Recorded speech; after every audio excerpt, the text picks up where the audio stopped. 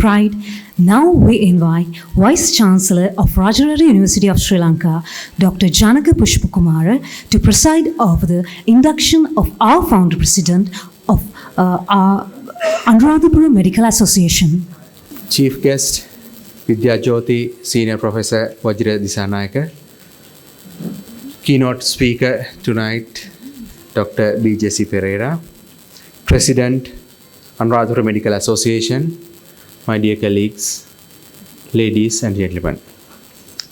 It is both an honor and privilege to stand before you today on this momentous occasion, the inaugural presidential induction, Anuradhapura Medical Association. This may be personal milestone to you. However, this will be an important milestone to our shared commitment to advancing healthcare as well as well-being of our community in one aspect, and advancing the professionalism and ethical conduct in our practitioners in other aspect. And the other most important fact is that we are initiate this one of the most significant cities in Sri Lankan history. We gather today in this ancient kingdom, Anuradhapura. It reminds me how the city is associated with the commencement of our culture, education, and new civilization in our country. According to Mahavansa, in 4th century BC, a well-established healthcare system along with higher education system have been in function in this ancient kingdom. This is why I mentioned we initiate the association in a significant city.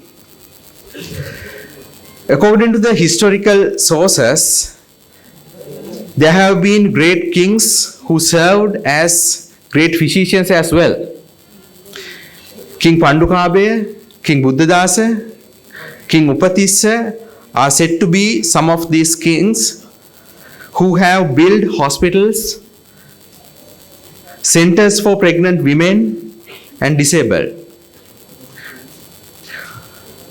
We can also proud to have the earliest documented hospital, that means the oldest hospital in the world, in Mihintale, that dates back to 9th century. Some of these kings not only built medical centers, but also they have written medical books as well. With these proud historical roots in mind, we, the Faculty of Medicine and Allied Sciences, Rajarata University of Sri Lanka, and the clinicians of Teaching Hospital Anuradhapura are going to embark on this journey as Anuradhapura Medical Association in this historical predominant city. We can hope that our own contributions to medical field will also become part of the history of this great city. With that hope, let me congratulate the association as well as the first president as you step into new role, a new responsibility today. I am sure that you know that you are not just entering a professional association, you are joining a community of dedicated and passionate individuals who share in the mission of healing and improving human conditions. I also wish each and every member of this association a great success ahead as members of this esteemed association. In closing, I would like to express my deepest gratitude for inviting me to be a part of this significant gathering today. I extend my heartfelt congratulations to all of you and wish you again all the very best in your continued journey as a member of this remarkable medical association. Let me proceed with the citation of our inaugural president, Dr. Priyangika Gamage, President of the Anuradhapura Medical Association. It is with great honor that I introduce Dr. Priyangika Gamage, the esteemed President of the Anuradhapura Medical Association. Dr. Gamage's remarkable journey reflects her dedication, resilience, and multifaceted talents. She began her primary education at Rahula Balika Vidyalaya Malambe. Following her excellent performance at Grade 5 Scholarship Examination, Dr. Priyangika entered Devi Balika Vidyalaya Colombo to continue her education. She excelled academically, obtained distinctions for all subjects in O levels and A levels. During her school days, Dr. Priyangika displayed a flair for drama and poetry, winning numerous competitions that showcase her artistic talents. These creative pursuits continued to complement her professional accomplishments throughout her career. Following her graduation, Dr. Priyangika Gamage completed her internship in surgery and pediatrics at National Hospital Colombo and Leedridge Hospital Colombo for children. She then began her career as a medical officer in psychiatry at Panagoda Army Hospital before embarking her postgraduate studies, otolaryngology, and head and neck surgery at PGIM University of Colombo 2014. She completed her training at board certified as ENT surgeon in 2019, following her fellowship in King's Larynx Hospital NHS Group, UK. She served as consultant ENT surgeon in various places of Sri Lanka, including District General Hospital Homagama, Teaching Hospital Badulla, before being appointed to the end post in Anuradhapura Teaching Hospital late 2021. Her unwavering commitment and dedication with passion for skull-based surgery uplift ENT services in Teaching Hospital Anuradhapura and Anuradhapura region to great height. She exemplified the qualities of an excellent leader, demonstrating strong work ethics and a commitment to continuous learning. Her ability to motivate and unite people from diverse backgrounds highlights her personal skills. Her teaching methods combine innovation and practicability. She brings complex concepts to life, ensuring that her students not only grasp materials but also develop critical thinking skills.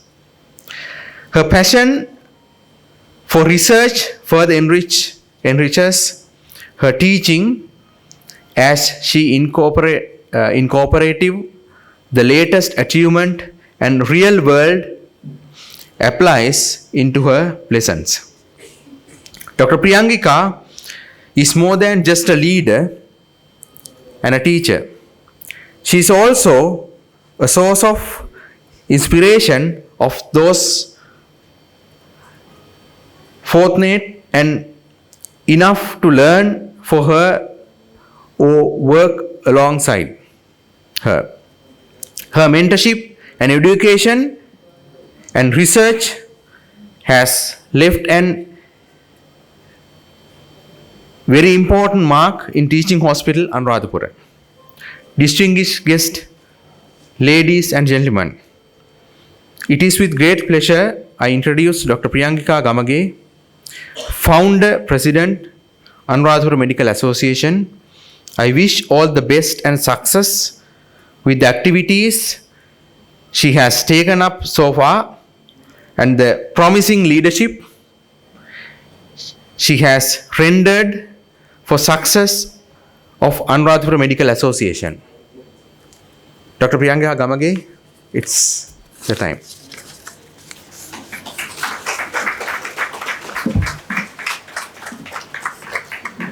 Please stand. At this moment marks the genesis of leadership, where the Presidential Medal is entrusted to Dr. Priyanka Gamage by Dr. Janaka Pushpakumara.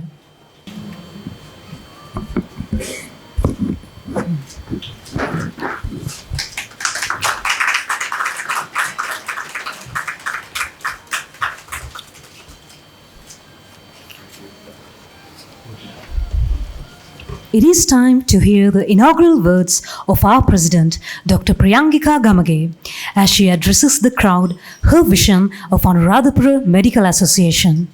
Good evening to our distinguished chief guest, Vidya Jyoti, Senior Professor, Vajra H.W. Disanayaka, the Dean of the Faculty and Senior Professor in Department of Anatomy, Genetics and Biomedical Informatics at the University of Colombo. We are truly honored to have you with us today. A warm welcome also to our keynote speaker, Dr. B.J.C. Pereira, a senior consultant pediatrician whose expertise and contributions to pediatric care inspires all of us. Thank you for sharing your knowledge with us today, sir. I would also like to express my gratitude to Dr. Samindhi Samarakon, Director ETU at the Ministry of Health, and to Dr. Dulan Samaravira, Director of Teaching Hospital Anuradhapura, whose continuous support plays a vital role in shaping the healthcare landscape in our region. I'm deeply appreciative of all the advisors and council members of the Anuradhapura Medical Association as well. Your dedication and guidance ensure we continue to make strides in our mission. And of course, to all the distinguished guests, members, friends, and colleagues here tonight, thank you for joining us on this special occasion. Your presence reflects the strength of the medical community in Anuradhapura, and I am grateful to be a part of this journey with all of you. It's a great honor and a humbling moment for me to stand here as the founder president of Anuradhapura Medical Association. I want to express my deep gratitude to all of you for entrusting me with this responsibility.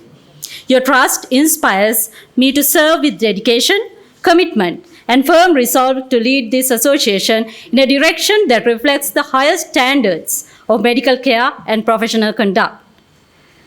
The Anuradhapura Medical Association was founded with a clear vision to unite the medical professionals of this region in a spirit of collaboration, innovation, and an unwavering commitment to the noble art of healing. This vision goes beyond the academic and technical aspects of medicine. It encompasses the values that bind us together: compassion, empathy, and a shared responsibility to our community. As I take on this role, I am reminded of the trust you placed in me to uphold these values. Together, we will continue to foster an environment where learning and growth are encouraged, where knowledge is shared, and where each of us has the opportunity to develop both personally and professionally. As we move forward, there are several key priorities that I believe will help us strengthen our association and advance healthcare in Anuradhapura. Continuous education. We are committed to providing our members with opportunities for continuous professional development through academic events, training programs, and workshops. Medicine is constantly evolving, and we must ensure that our knowledge stays current so we can deliver the best possible care to our patients. Collaboration across specialties. No one medical professional can provide comprehensive care alone. I strongly believe that by encouraging collaboration among specialists and general practitioners, we can provide more holistic care for our patients. This is the heart of patient-centered care. Advocating for healthcare access. We also recognize the need to advocate for improvements in the healthcare facilities in our region, making sure that healthcare is not only available but equitable for all. Access to care should never be a privilege. It should be a right. We will work together to create a healthcare environment where no one is left behind. I invite each one of you, our members, our partners, and all those who have supported us along the way to join us in this shared journey. The challenges in healthcare are many, but so are the opportunities. By working together, we can overcome these challenges and create a brighter, healthier future for our community. Let us uphold the noble tradition of our profession while also embracing the changes that come with modern healthcare practices. Together, we can ensure that the Anuradhapura Medical Association remains a shining example of progress, compassion, and integrity in the field of medicine. One of the most important aspects of a successful medical association is unity.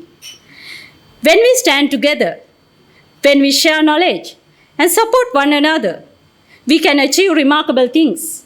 Let's foster a spirit of camaraderie, a sense of shared purpose, and work towards collective success.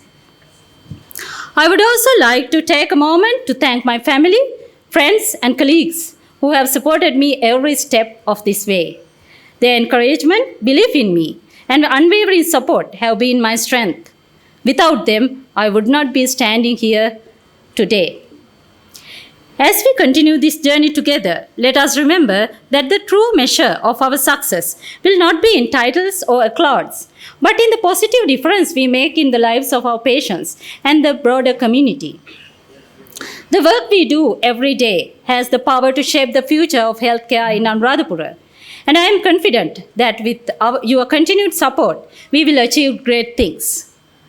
Today, at this very moment, we are changing the history in an ancient kingdom ruled by greatest of the kings.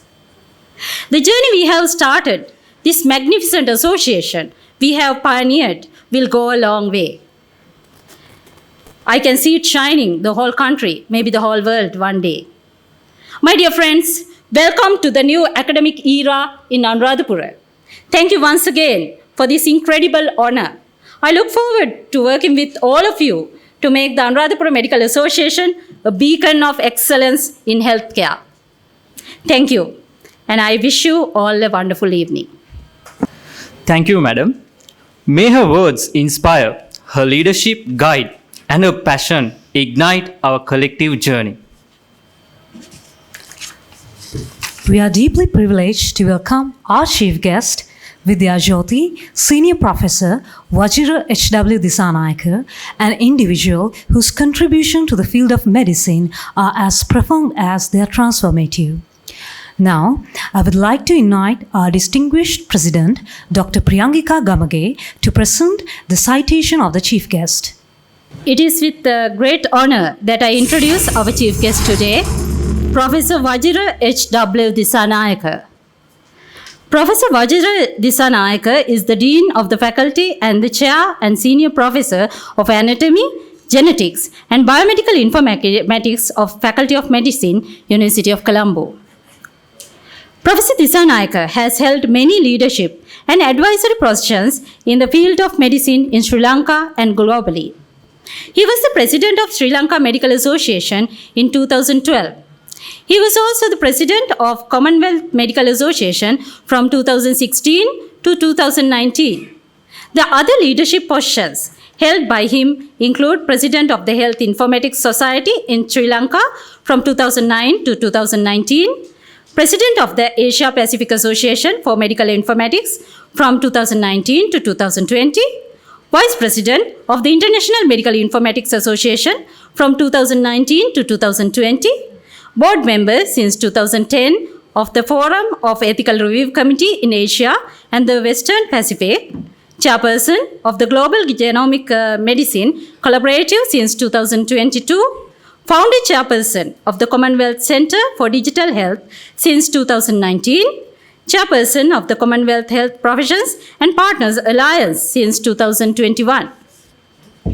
A member of the Commonwealth Advisory Committee on Health of the Commonwealth Secretariat in London from 2016 to 2024, a member of the Partnership Board Global Genomic Education Network since 2024, and a member of the Global Extensional Threads Board of the Interaction Council of Former World Leaders since 2024.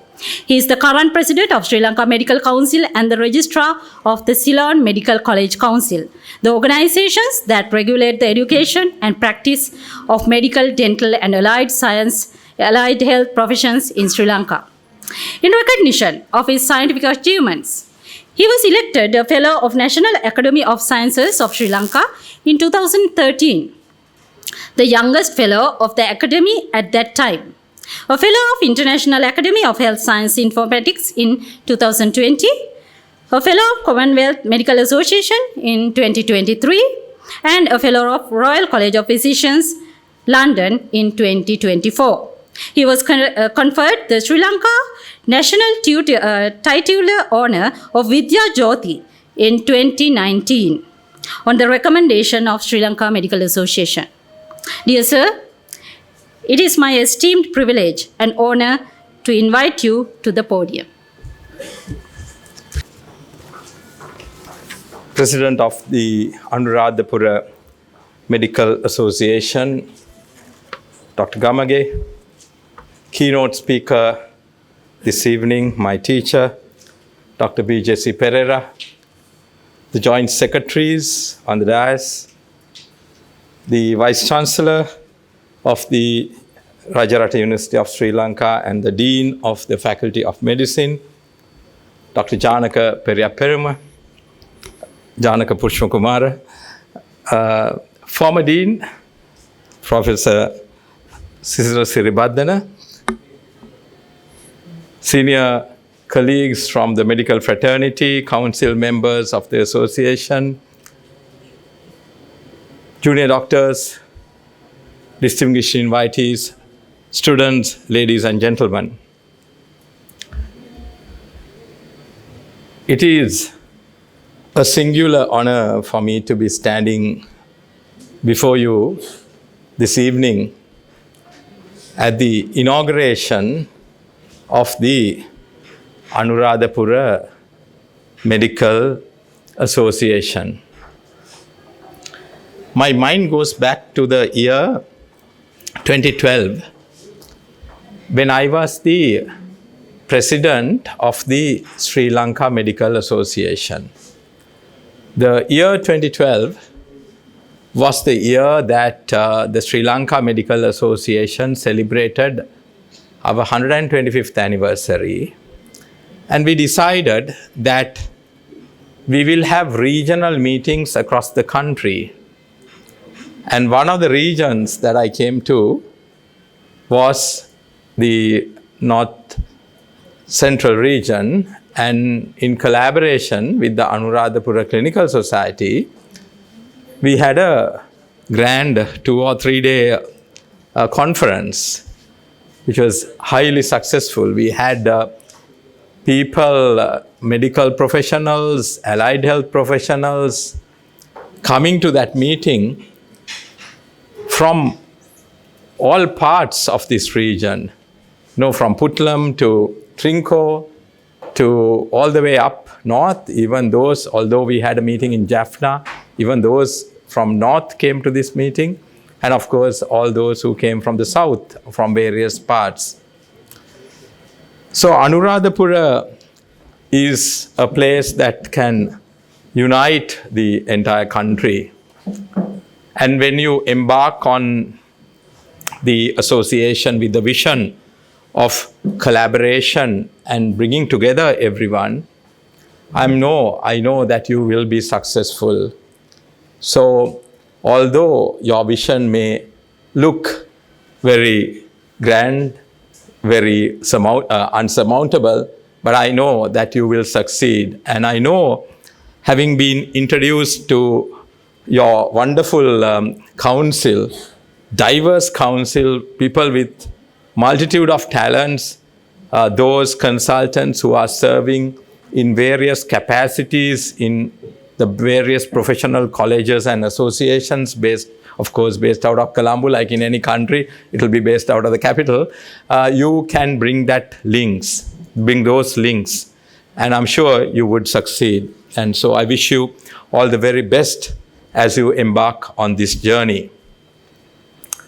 My mind goes back also to the year 2007, when I had to give a talk at the National Institutes of Health in the USA. The clinical center in the National Institutes of Health in the USA by far is the premier hospital in the world, because new knowledge in the field of medicine is created virtually every minute in that place through the clinical research, clinical trials, and others that happen.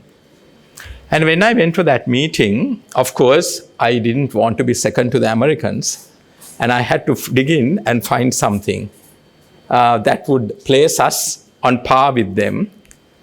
And what enabled me to position ourselves on par with them was the history that was related a little while ago. The history that traced all of us back to the hospital at Mihintale, the oldest excavated hospital in the world.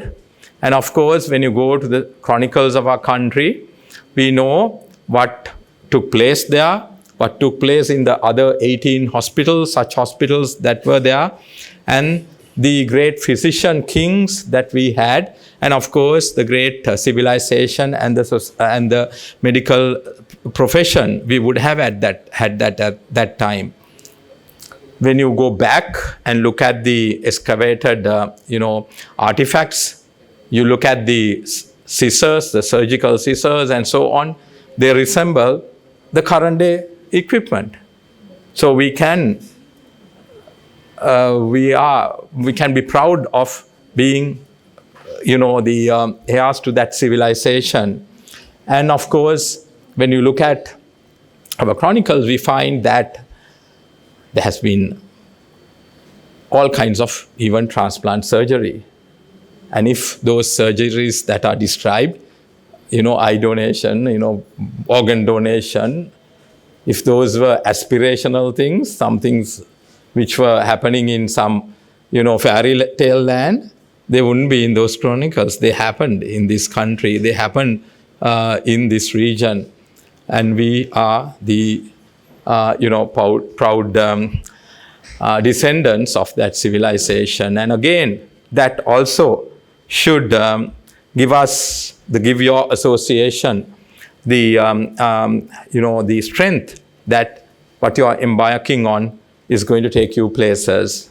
And if you embark with that, confidence, I'm sure you will go a long way.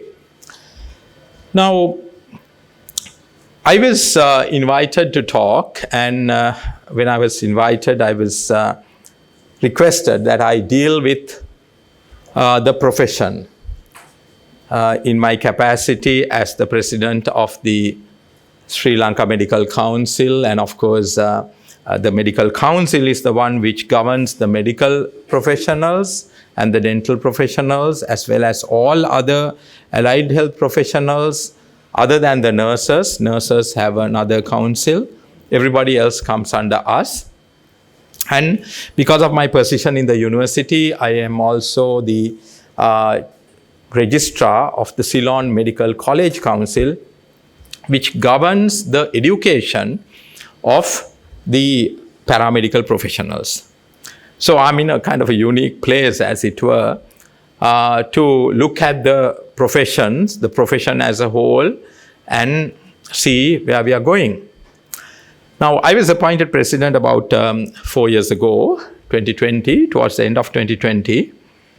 And at that time, we had enormous challenges in terms of getting these two organizations to be on par with the world standard, as it were. Benchmarking ourselves with the General Medical Council, the Australian Medical Council, the New Zealand and others. And that's what we did over the past 4 years. We benchmarked ourselves and modeled ourselves according to that. And that way, we got our organization developed now to a level where we are on par with the international regulatory organizations. And in fact, last year, we were admitted to the International Association of Medical Regulatory Associations. And this year, in July, the Sri Lanka Medical Council is celebrating our 100th anniversary.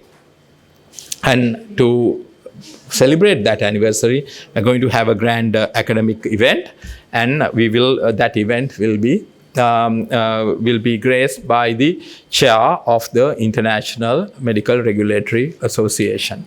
So we have come a long way in the past 4 years to get our regulatory organizations to international standards. But we are now focusing more on the finer things that we need to focus on to get our profession to not only our profession, the medical profession, but also the other complementary or the allied health professionals as well, to work professionally, keeping on par with what is expected in the modern world, as it were. In my faculty, we have a motto which says we are producing graduates to serve the community with compassion, and care. But professionalism goes beyond that. I brought with me the medical practitioner's oath that we administer to all the doctors who graduate in the country and who are registered by the Sri Lanka Medical Council. Now, in that oath, when we administer the oath, the doctors and the dental practitioners solemnly pledge themselves to dedicate their lives to the service of humanity. And when I administer this oath, or when I give the talk after the vice president of the association of the council administers the oath, it's the vice president who administers the oath. The president follows that with a talk. And when I give that talk, what I do is I take the new doctors and dentists through the oath so that they understand what they have pledged for. So beyond solemnly pledging to serve humanity, they also pledge that the health care of the patient will be their primary consideration, and they will not use their profession for exploitation or abuse of their patients. So it's important for us to reflect on what that means for us also as senior professionals. We will practice our profession with conscious dignity, integrity, and honesty. Now, when I recite these words to our new doctors, I always tell them, reflect on what those words mean to them in their own language, Sinhala or Tamil or other language if they have, so that they really internalize these concepts and they are not something alien to them. Because otherwise they remain something over there, practiced in UK, not practiced in our setting. So that is the message that I have for them.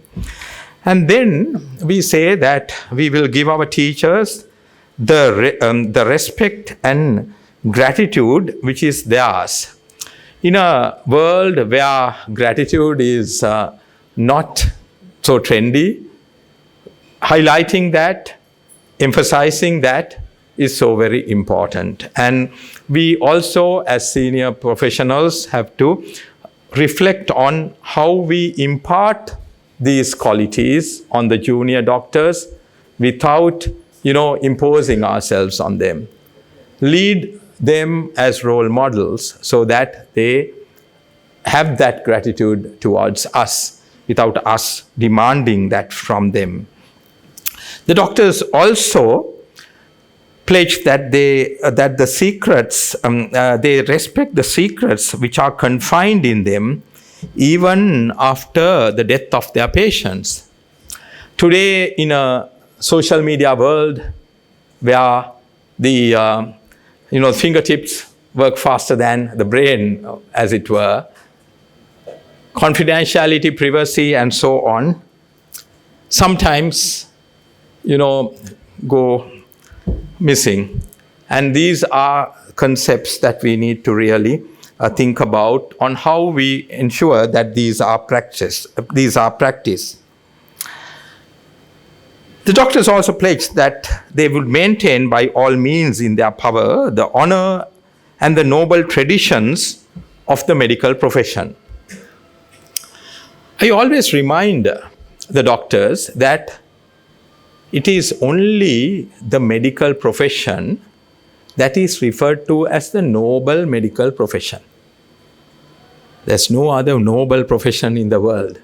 No other profession in the world that have the word nobility in front of it.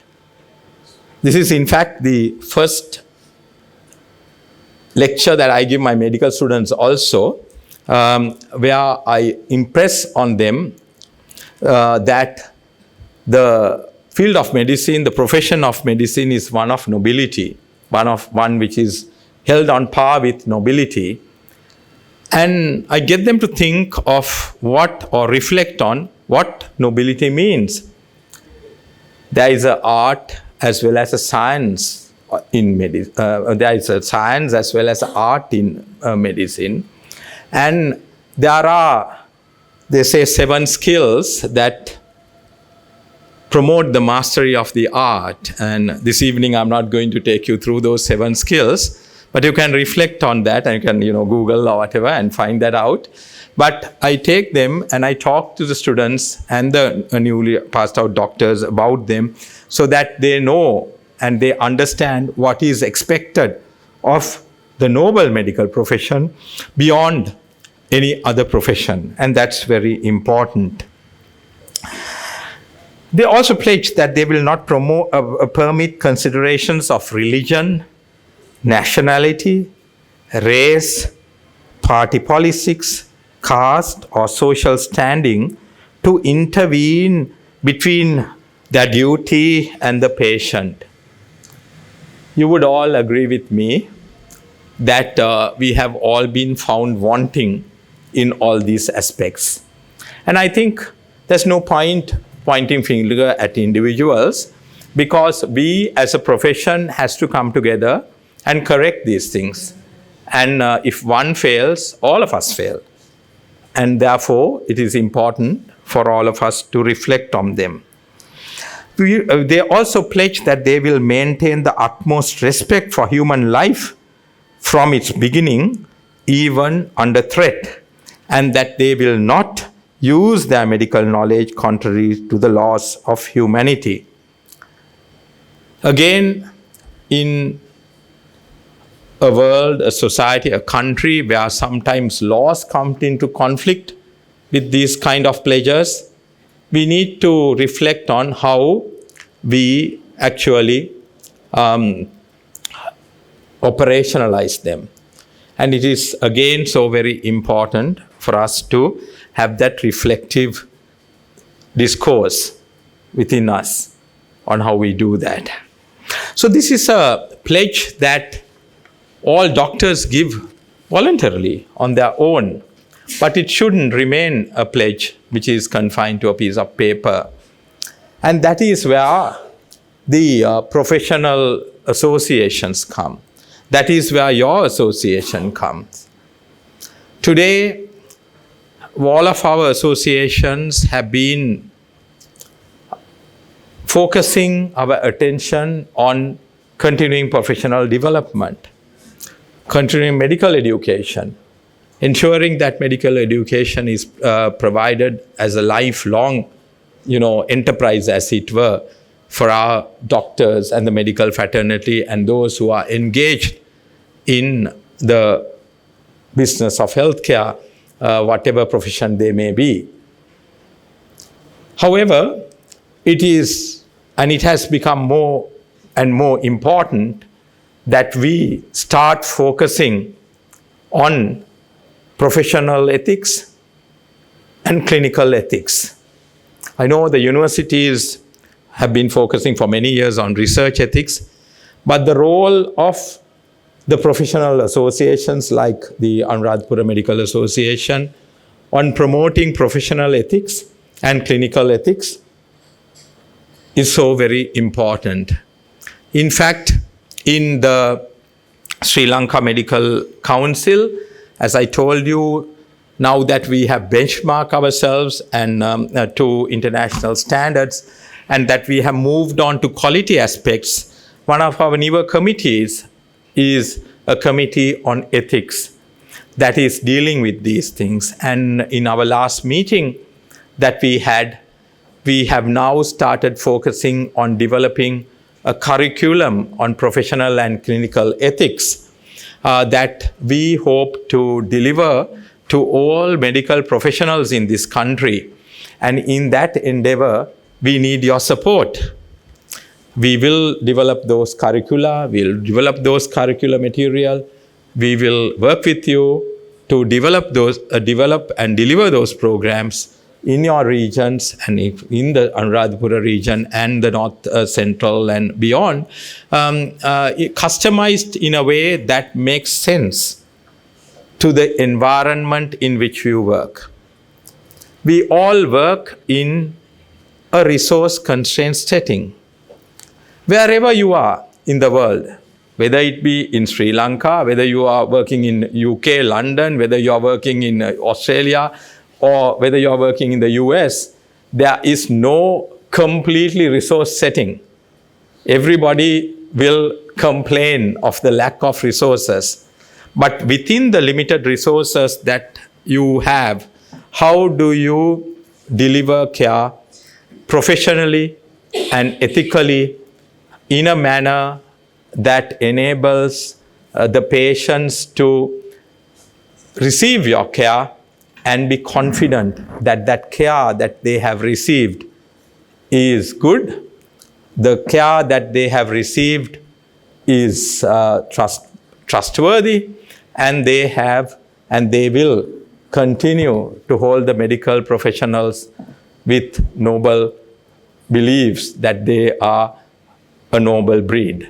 So that is what will get us to that stage if we focus on professional ethics and clinical ethics. And the Anuradhapura Medical Association has a very important role in that process. Why do I say you have an important role?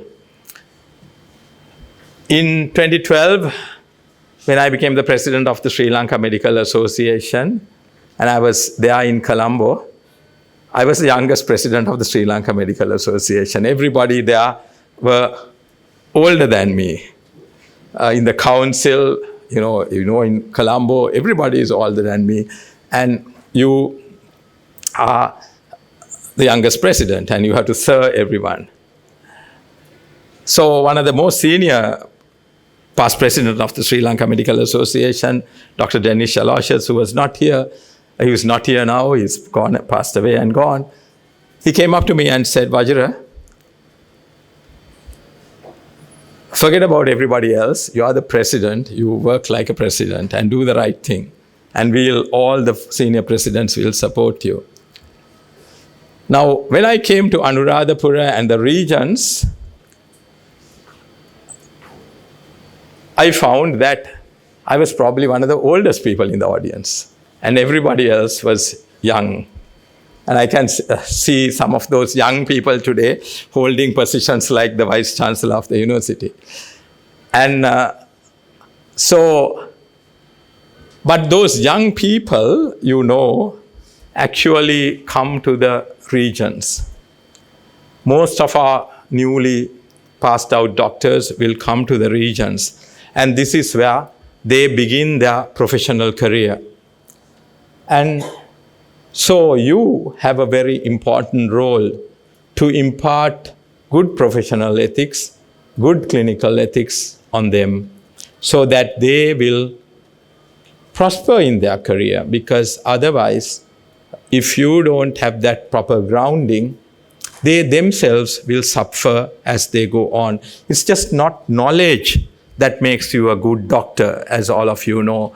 It is the entire personality the role model that all of you are to them, that will make them good doctors in the future, that will make them want to remain in this country and serve the country, and that will make them be proud of their profession and be proud of what they have achieved. Otherwise, they just, linger away, and that is a sad situation. So therefore, you must make sure that you get involved in professional ethics development as well as clinical ethics development as a priority in the agenda of your association. That's the key message that I had for you. But in that endeavor, you have a lot of support. The support coming from all of us in various positions across the country.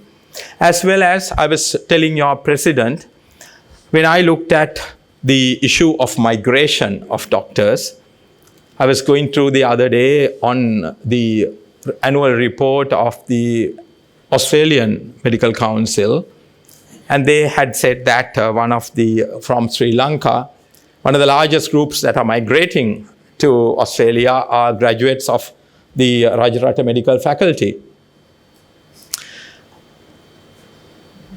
You have to convert that into an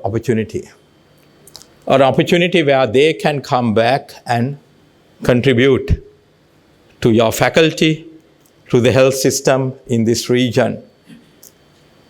They are waiting for that opportunity to be created by you. They know that they are in an alien place and probably not receiving the level of recognition and attention that they were used to in this country. And they want to come back and contribute. And it is for us to create that inclusive environment for them to want to come and contribute. We cannot change people's circumstances. We can't say, if I were you, I wouldn't have done that. I wouldn't have left the country and go on because I was not that person. But everybody wants to contribute. So let's create that inclusive environment for them to come and contribute. And that way, you would be in even a better place here. And that is what we have to strive to do. And that is what in the past few years that I have done in my faculty in Colombo, created an opportunity for everyone to come and contribute. And that has helped us immensely. And I'm sure you can do that with the leadership that you have in the Anuradhapura medical faculty here, Rajarata medical faculty. I'm sure you can create that environment, and that would hold you and take you to a greater place in the years to come. So don't lament, or let's not, even I have been lamenting about, migration, but let's not lament about that anymore. Let's make it an opportunity. Let's create that inclusive environment where wherever people are, they can contribute. So with those words, let me once again thank the President and the Council for having invited me to be your chief guest this evening. It's indeed, as I said, a singular honor that you have bestowed upon me, and I shall remember that for the rest of my life. Thank you very much. I cordially invite our President, Dr. Priyangika Gamage, to present the token of appreciation to our distinguished chief guest, Vidya Jyoti, Senior Professor, Vajira H.W. Disanayake.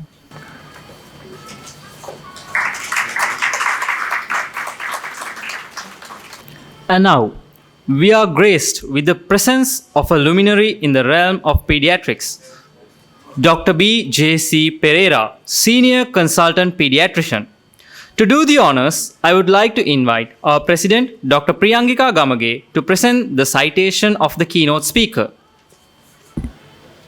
It is my distinct honor and privilege to introduce our esteemed keynote speaker today, Dr. B. J.C. Pereira.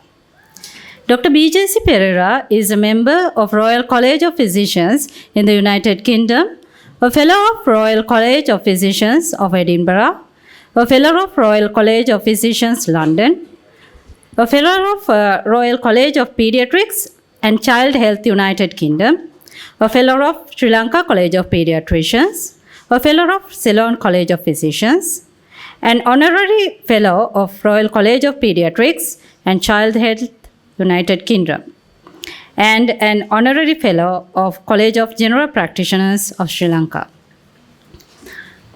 Dr. Pereira is a specialist consultant pediatrician and an honorary senior fellow of the Postgraduate Institute of Medicine of the University of Colombo.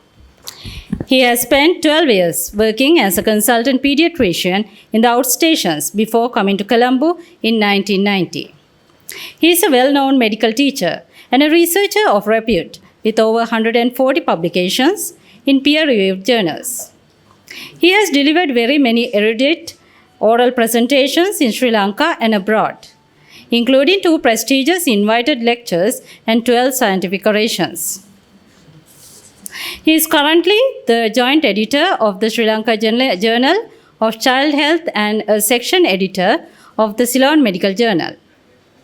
He was the president of the Colombo Medical School Alumni Association in 2015, president of the Sri Lanka Medical Association in 2013, and founder president of the Sri Lanka College of Pediatricians in 1996. He is also a cricketer of repute and a nationally ranked tennis player.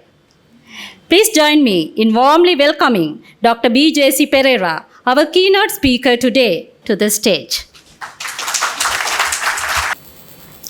Vice Chancellor, sir, and my dear friend, the Chief Guest, Vidya Jyoti, Senior Professor, Vajra Desanayaka, Madam President, all the office bearers of the Anuradhapura Medical Association, members of the Anuradhapura Medical Association, and distinguished invitees. I stand here in all humility, totally bewildered at the honor that has been bestowed on me today in being asked to deliver this keynote address.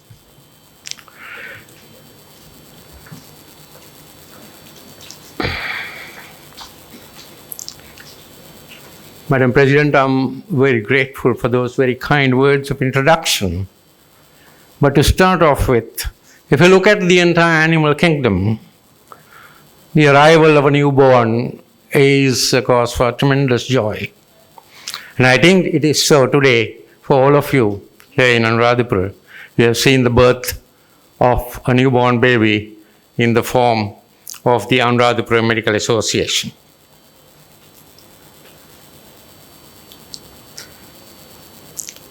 I start off as it happened in 1965, before many of you were born perhaps, that I entered the Faculty of Medicine, Colombo, as a very raw, totally unpolished 18-year-old medical student.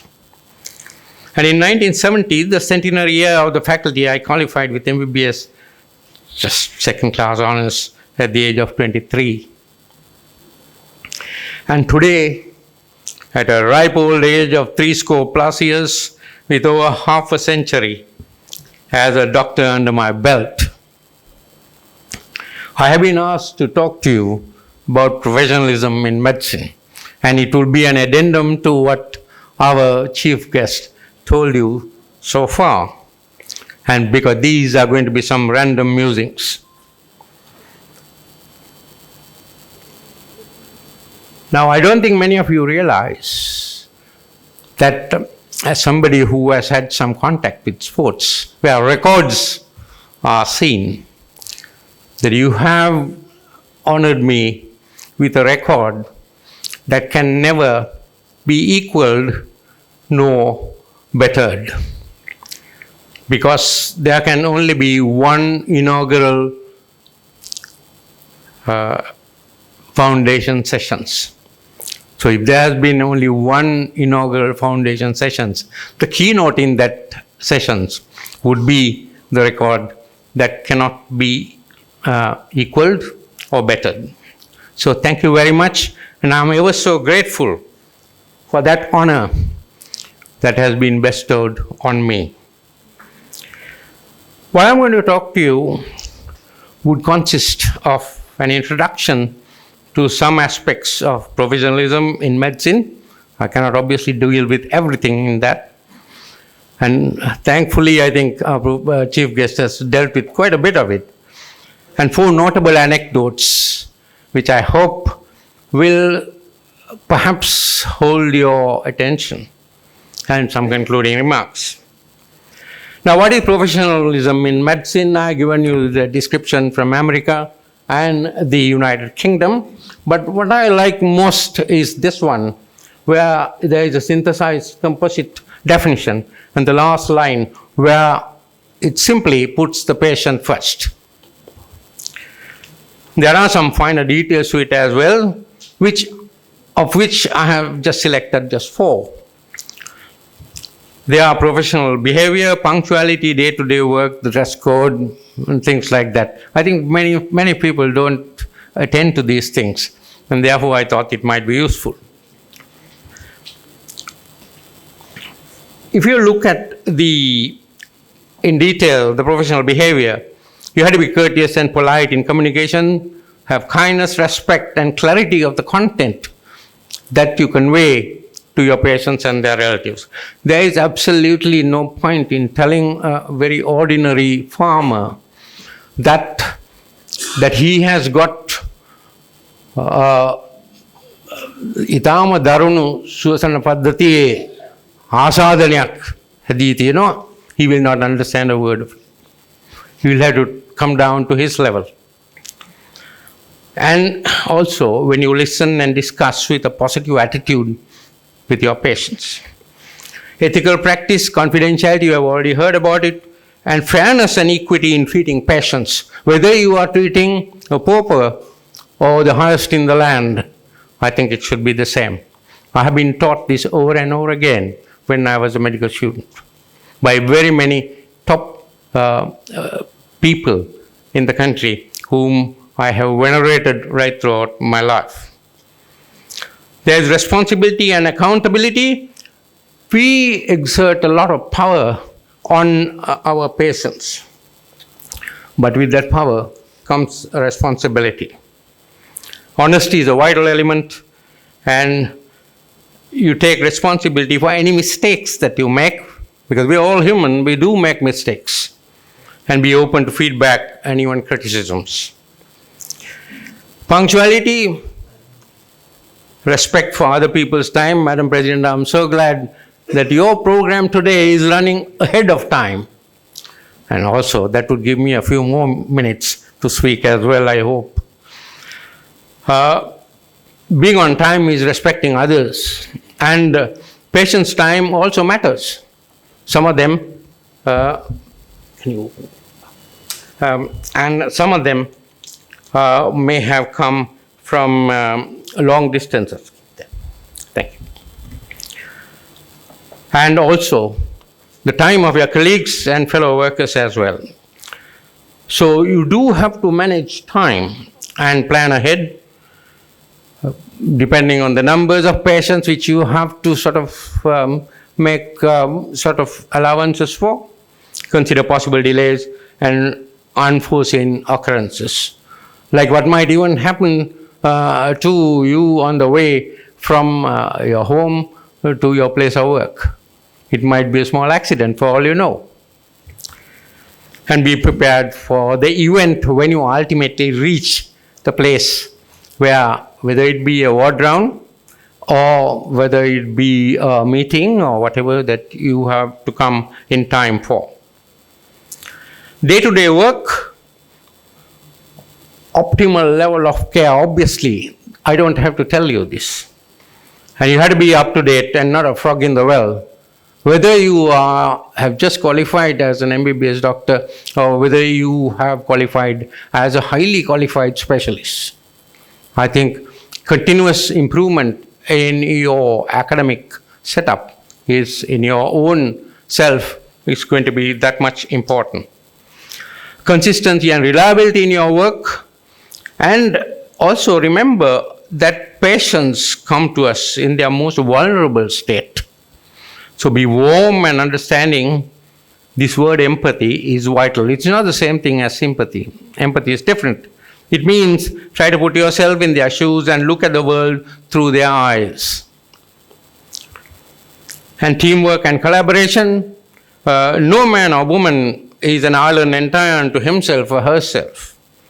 No doctor can work in isolation. We need to work as a team. So respect and support your colleagues, share knowledge and uplift the entire team. And finally, the dress code. Why is the dress code so important? A professional appearance conveys competence and instills trust in the patient. Trust is vital in our day-to-day management of our patients. It sets a tone for how you are perceived by patients, peers, colleagues, and the community. Suitability for the occasion, strike a balance between the needed attire and comfort.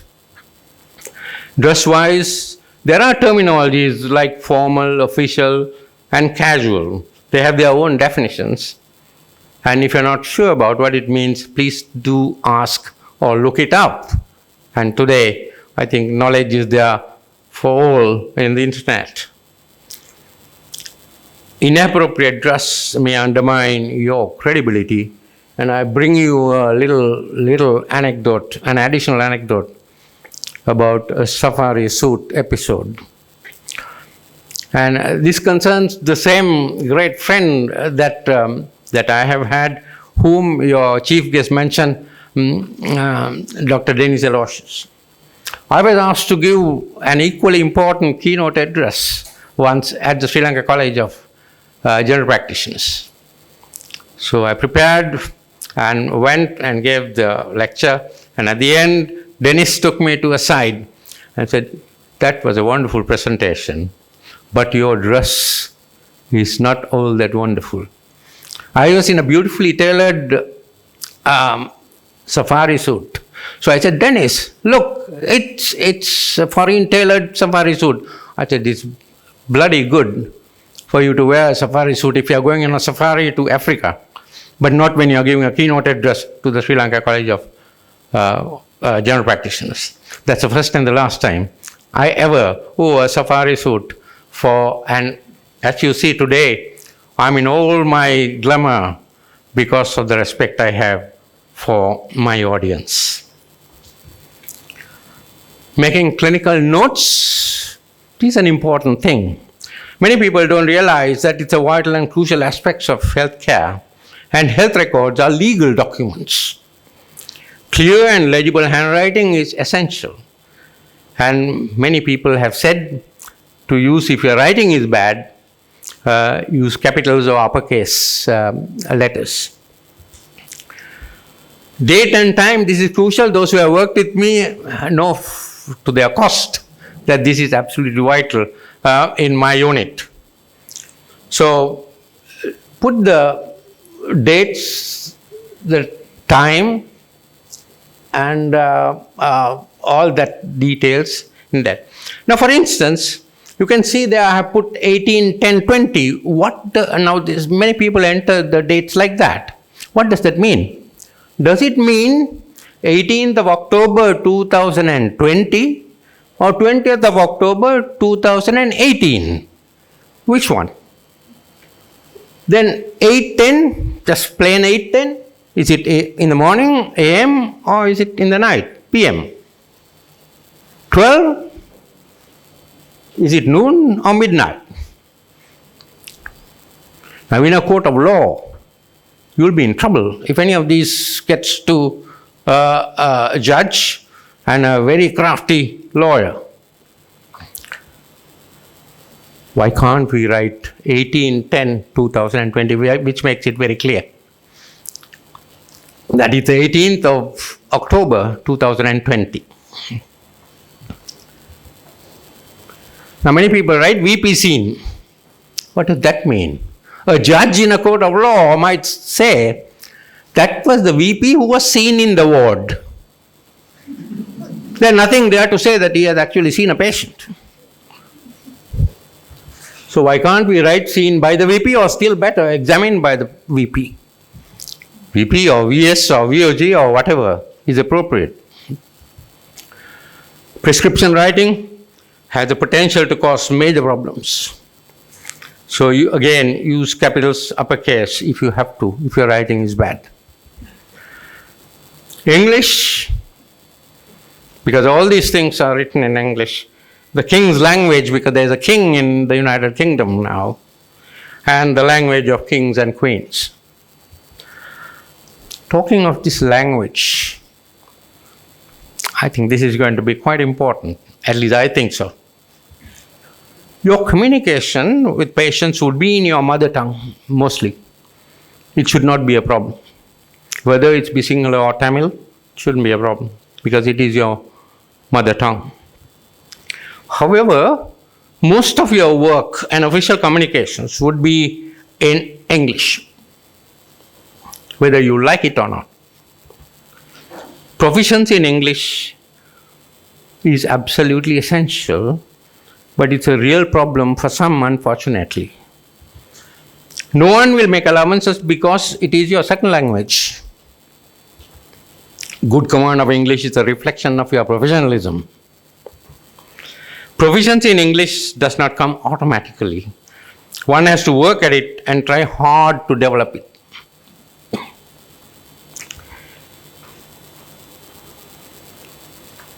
Now, I take you back in time to 1960 and 1960, very definitely long before many of you were born. In 1960, my parents changed residence from Kandana to Dehiwal. So I was having my secondary education at Dimasnad College, a fantastic school by all means, but not very strong in English at that time. It's different now. And I was put into St. Peter's College in Colombo 4, Bambalapitiya. And in 1960, I was in the 8th standard. So I had been taught all along in Sinhala. English was taught as a subject, but I wasn't the most brilliant in that. So in 1960, I was all right because everything was being done in school in Sinhala. So I was within perhaps the first 3 or 5 positions in class. This new student who has turned up and was doing reasonably well. At the end of the third term in 1960, all my teachers decided, you're going into the bio class. You're going to do biology. Because they decided. I had absolutely no idea what biology was and what this means. But because they said, and they forced me, I went into this class. And lo and behold, I had a major problem. Religious knowledge and Sinhala were obviously taught in Sinhala. Everything else was taught in English. Now, I could not speak English. I could not write English properly. I could not understand English. So, major problem. Towards, I think, the second or third week in that class, and I was in the GC O-level first year class. So all the science subjects were being taught in English. I couldn't make head or tail out of any of that. And we had English also being taught, and they were taught by a burgher gentleman, a scholar in French and English, who was an English master who was very, very poor in Sinhala. So he one day got us to write an essay, and all of us wrote. He took all the books and took them home, corrected it, brought them back the next day and distributed it to the boys. He distributed all the books except one. And that was my book. And he called me to his table. And he was trying to tell me in English what kind of rubbish I had written. And I couldn't talk to him in English. Therefore, I was trying to tell him in Sinhala what brilliant essay that I had written.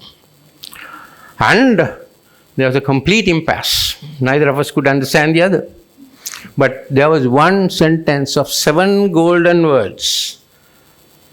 You will not get anywhere without English that this master came out with. Somehow that sunk into my brain.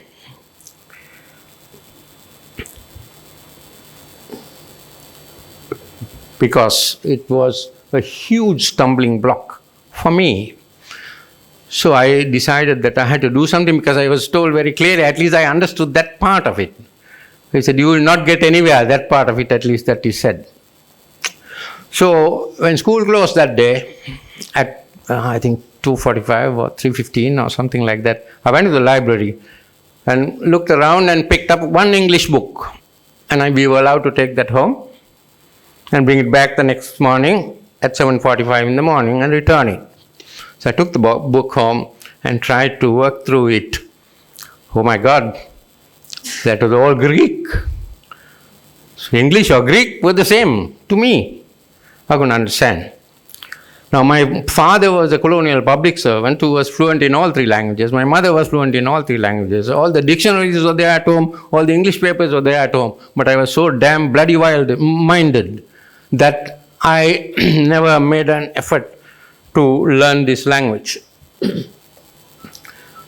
And then on Friday, you're allowed 2 books because of the weekend, and you return it on Monday.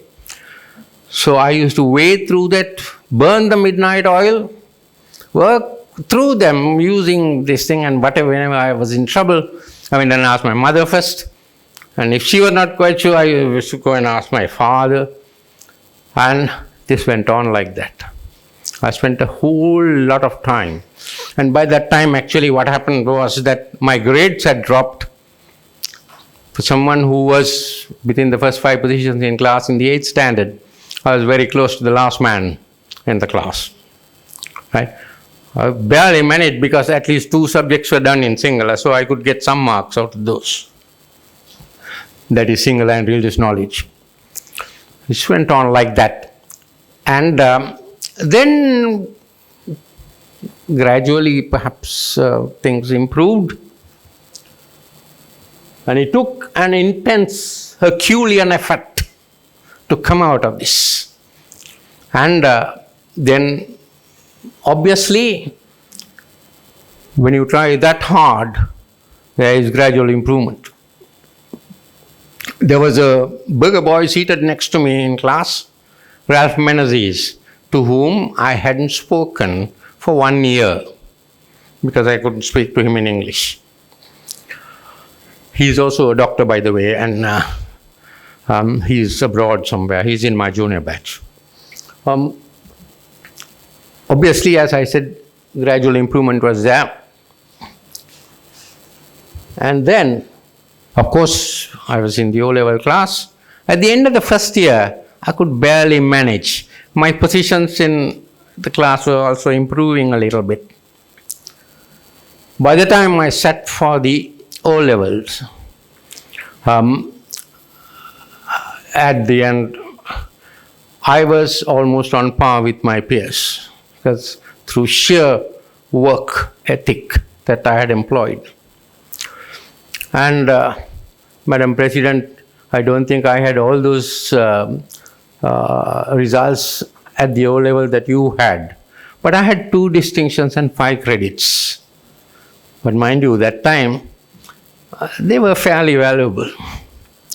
And that meant that I was allowed to go into the advanced level class and try to get into the university to do medicine. So my efforts at language continued. And in the A-levels, at the end of the first year, I was ahead of my peers. I'm happy to say that. I'm not a MP, HOT, a monkey praising his own tail, but this is exactly what happened. So by the time I entered the faculty, I could hold things on my own without any problem. But I'm trying to tell you that how much effort it took. Virtually sleepless nights. Many find it difficult to even believe this story when they listen to me now. But I relate this openly and in public to encourage others. And as Doris Day, the great American actress and singer, said, if I can do it, you can do it, anybody can. 15 years later, the real fruits of this endeavor were enjoyed in England from 1975 to 1978. And where I went there for my postgraduate studies, I could hold my own very comfortably against the British. And no trouble in doing the paper. There was enormous amount of paperwork that had to be done. And we had to, every patient who had discharged, we had to dictate a discharge summary which ran into sort of sometimes 4 or 5 pages. We had to dictate it to a dictaphone, and the secretaries used to type it. And I used to always ask these British girls, the secretaries, can you actually really understand what I'm saying over the dictaphone? They said, Doc, we have no trouble with you at all. We have more trouble with the Englishmen because we can't make out what they are saying.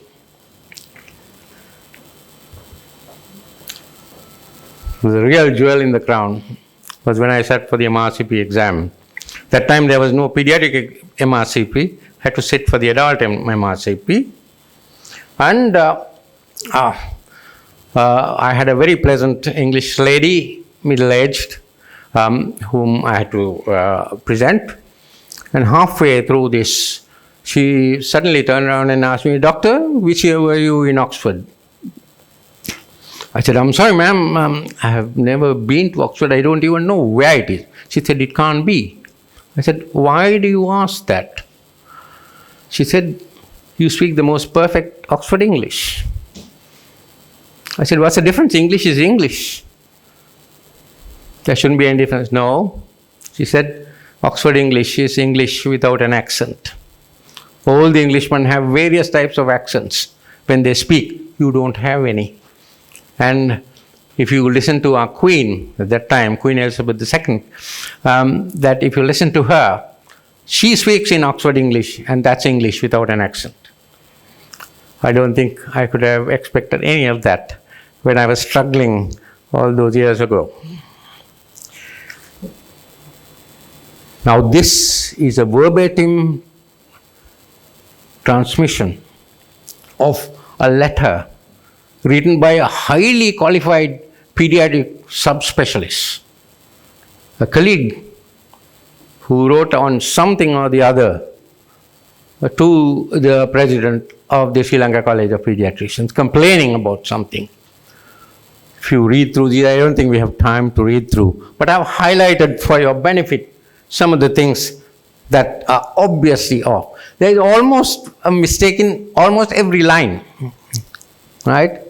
And can you imagine somebody writing like this after such good training abroad? And to me, that is some degree of lack of professionalism. Now the problem there is, of course, today's belief of this kaduwa business. Akka, Nangiya, Ayya, Malli and kaduwa. I believe that this, what they mean by kaduwa, many people who disparagingly remark about this, is that the kaduwa cuts your throat, I think. To me, English language is also a kaduwa, but it is a kaduwa that has been used and can be used to cut through all the barriers that we have which prevent our advancement. But more importantly, it can also be used as a key that will open very many doors to the world. And you already heard about my position in the Sri Lanka Journal of Child Health and the Ceylon Medical Journal. In the first journal, I have been there up to the present time for 25 years, and in the Ceylon Medical Journal for the last 16 years. And although I say so myself, that these positions are not given to every Tom, Dick and Harriet. I think you have to be competent in the language before you become an editor. Now, ladies and gentlemen, I'm halfway through, but I'd like to present the 3 real-life anecdotes. First one, as a pediatric registrar in Sri Lanka. The second one, as a registrar in general medicine in the UK. Third, as a specialist consultant pediatrician in Sri Lanka. And they have 3 themes on which these stories are based. First one is on caring, second one is on altruism, and the third one is my being wrong but lucky.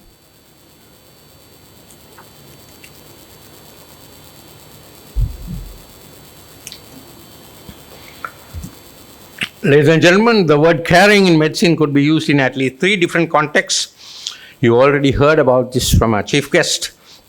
Caring for the value of precious human lives, caring for the well-being of our patients at all times, and caring about the overall welfare of colleagues and others. All that goes into the caring business. Now here I've defined the caring medical professional. You see the resemblance of this, at least in the last line, to professionalism. Patient-centered care, patient's interest before all other considerations, it is the bedrock of medical professionalism. If you put the patient first, everything else falls into place. And that includes giving your ear to patients, doing all you can for the patients, and accepting that humans are not infallible, that we do make mistakes. I have done very many in my life as well, and hopefully none of them have been very severe enough to account for a death.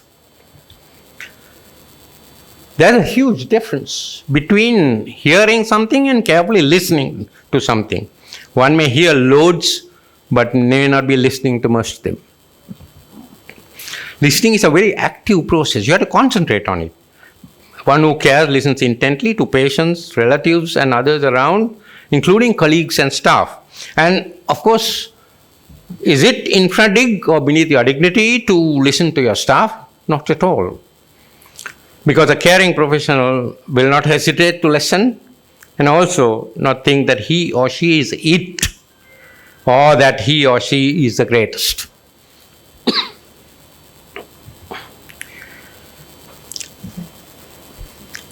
The Greek philosopher Epictetus said, we have 2 ears and 1 mouth so that we can listen twice as much as we speak. And the American playwright Eugene O'Neill said, God gave us mouths that close and ears that don't, that must tell us something. And in light of when, ladies and gentlemen, I refer now to the first 2 images at the upper left corner of the slide. You might notice that both have got lipstick on it. I didn't put that lipstick. This is as they came in the internet. And when you talk of speaking and listening and lipstick, they have obvious relationships. Now, as if on a time machine, I take you back to 1973. In mid-1973, I was the pediatric registrar in Ward 4 of the Lady Ridgeway Hospital for Children. Although, once again, I say so myself, not a bad-looking specimen that you see over there. I was probably just about 24 or 25 at that time. The medical staff in that unit was just 1 consultant, 1 registrar, and 2 interns. You can see now this has multiplied by a severe number. There are 2 consultants, several senior registrars, several registrars, several house officers in all these units at LRH now. Once a week on casualty day, the registrar was on call at night for the entire hospital. Now it was no joke, covering all the wards except the professorial unit, because the professorial unit thought that they needed to have their own people dealing with them. They never trusted us, unfortunately. And that's Colombo provisional unit. I'm sure it's not common to many other provisional units. And generally, all wards had ill children who needed to be sorted out. And I said it was no joke because they are under other consultants, not my consultant. So if I go and sort of try to sort out those problems, I'm accountable to those consultants the next morning. And if you do something stupid, it will be taken to task for it the next morning.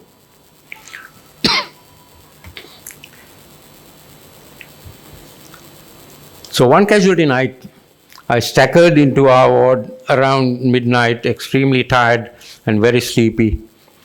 It was a really difficult night with problems everywhere. Thankfully, there were no problems in our ward, and I got ready to go back to my room in doctor's quarters and get some badly needed sleep. I was dead tired. But, and this was a big but, Dr. Upali Perera, the house officer, would not allow me to go.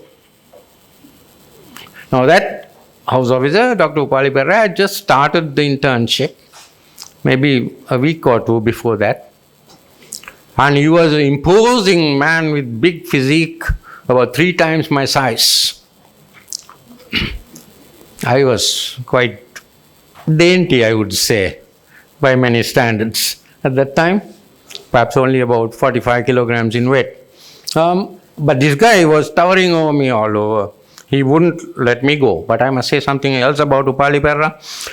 Before they came to do the internship, people told me that Upali is coming and a girl is coming with him and her name is Chinta, and both of them are boyfriend and girlfriend, and they are engaged to be married after internship. I thought, match over now, I'll have all kinds of problems. These 2 fellows will all disappear off, and I will be on call, even on my off days. But the total opposite occurred. They wouldn't let one be on call. Both were on call. Neither would go home. So much so that their parents started complaining because these fellows won't come home. So the parents had to come to quarters to see them, rather than these 2 going home. Now this guy wouldn't let me go. So I said, what the hell, Upali? What's wrong with you? He said, no, don't go. I said, why?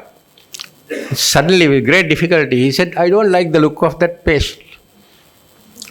So I said, which one? In the middle of the ward, there was a child. He said, okay, let's go and see him. We went, had a look at him. I mean, he had been admitted for a little bit of a cough and wheeze and things like that. Nothing very major. The child was reasonably. I said, Upali, he's all right. Can I please go? He said, no, please wait. And because he was so adamant, I listened to him and reluctantly stayed in the ward, calling him names under my breath, bloody stupid house officer type of thing. And it didn't take even half an hour. There was an almighty commotion in the ward, a mother wailing at the top of her voice, all the other mothers crying. So everybody started running around. We all ran. That child had stopped breathing. The same child who was fine before, at least somewhat fine. He had stopped breathing, and the right side of his chest was bloated like a balloon, and his heart rate had dropped to somewhere close to 20. And there was no time for anything. I didn't hesitate. I put a needle into his chest, into the second intercostal space in the midclavicular line at the upper border of the lower rib. And a whole load of air gushed out of that, whistled out, and the baby started breathing again. Cleared the cyanosis, and I turned around and said, somebody get me an underwater seal. So Chinta went running. She was the more agile of the 2. And she brought an underwater seal. We connected it, and air continued to gush straight out of the thing. But the child was all right. And then Upali said ever so gently, PJC, you can go now. I think he had some sixth sense. And I'm so grateful that he had that sixth sense, and I'm so grateful that I decided to listen to him. I shudder to think what would have happened if I had not listened to the house officer and gone to my room in the quarters. There wouldn't have been time for me to come back and put that needle into that, and that neither of the two interns would have had the guts to do that because they had just started the internship. The child would have died. And in the Latin words of the religion that I believe in, mea culpa, mea maxima culpa. Through my fault, through my most grievous fault, I would have had that death on my mind for the rest of my life. I would have been responsible for that death, for not listening to my house officer. The child recovered quite well and went home in about 2 weeks. And the reward for us was a beaming mother and a smiling child, with the mother trying hard to get him to bring his little hands together to say, Buddhu Saranai, for all of us. Incidentally, Dr. Upalipera went on to become a very respected consultant obstetrician and gynecologist later on. And up to date, I had never heard anyone say a bad word about him. The only time somebody said a bad word about him, when I called him a damn stupid house officer for trying to keep me in the ward. I said the second one was on this theme of altruism. And for those of you who are not very familiar with this word, here's the definition. It involves sleep deprivation, personal time limitations, meal denials, having to forego other commitments. And as Yul Brynner, that great actor, said after every sentence in that, as the King of Siam in that great film, The King and I, said, after everything, he said, etc., etc., etc., etc. That means there's so much more to this than what I have listed.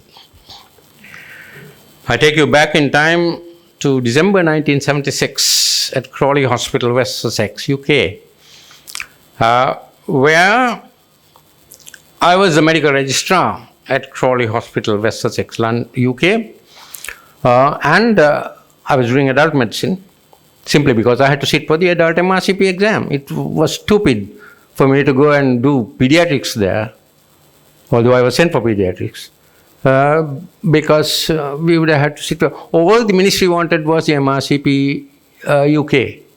So if that was the case, I had to provide the MRCP. So I was doing general medicine. And we had a 16-year-old, very pretty, petite English girl, Anne Gibson, being followed up in our clinic for very severe ulcerative pancolitis. The entire colon was gone. And I really liked this patient because of her smile, with all her problems. I'm a sucker for a smile. And later on in life, I selected my partner also because I was a sucker for a smile. And she used to smile even with all her problems. We used to see her in the clinic. Then one day, she was admitted at 10 a.m., very ill and in shock. She had a toxic megacolon. And the colon had given up. And that meant that she needed a total colectomy and an ileostomy to save her life. We resuscitated her with IV fluids,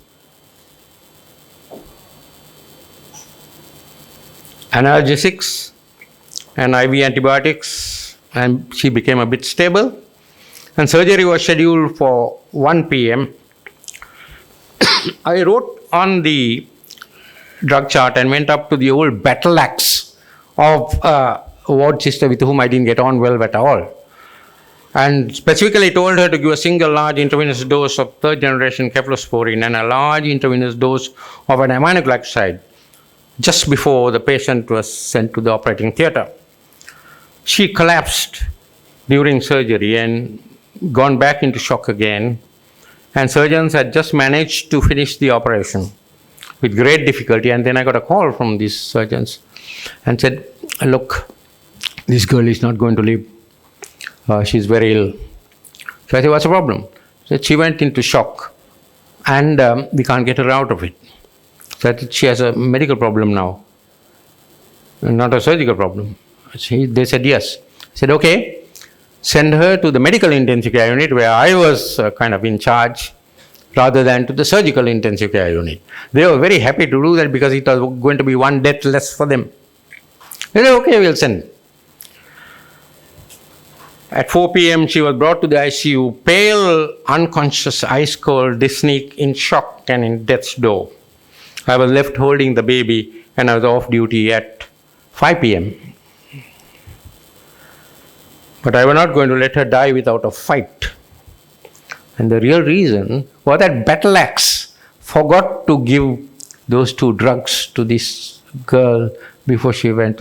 These things happen even in England.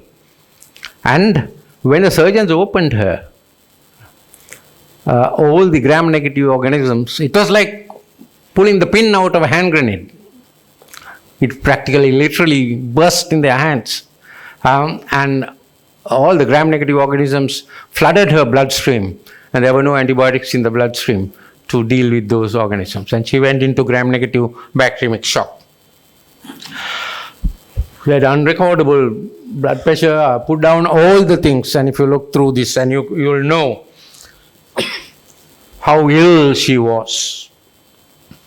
Her central venous pressure was going up and down like a yo-yo. One moment it's positive, one moment it's negative. So unstable the circulation was.